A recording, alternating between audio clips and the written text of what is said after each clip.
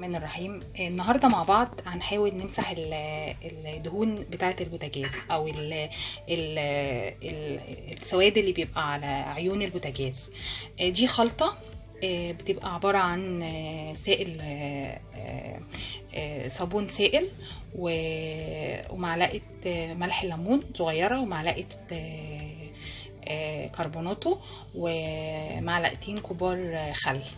بتحطيهم كلهم مع بعض وبتبدأي بقى ايه تمسحي بيها البوتاجاز. طبعا بتسخني الفرن، بتسيبيه حوالي 10 دقايق يسخن سطح البوتاجاز، وتبدأي بقى تشيلي كل الحاجات والدهون الموجودة على سطح البوتاجاز. ده شكل العين البوتاجاز قبل المسح، قبل مسحها. هنشوف بعد كده هيحصل ايه لما نمسحها والبوتاجاز بقى شكله عامل ازاي. بتحطي الخلطة بتمسحيه بيها وبتسيبيه بقى شوية، بتسيبيه شوية حوالي 10 دقايق ربع ساعة، وبعدين بتبدأي بقى ايه بسلكة المواعين دي كده تمسحي بيها.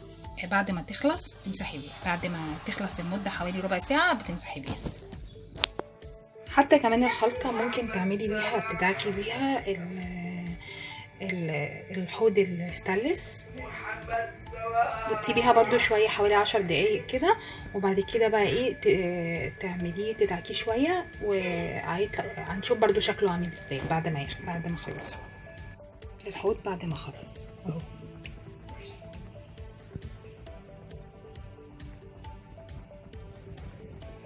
هينضف وهيبقى شكله جميل قوي.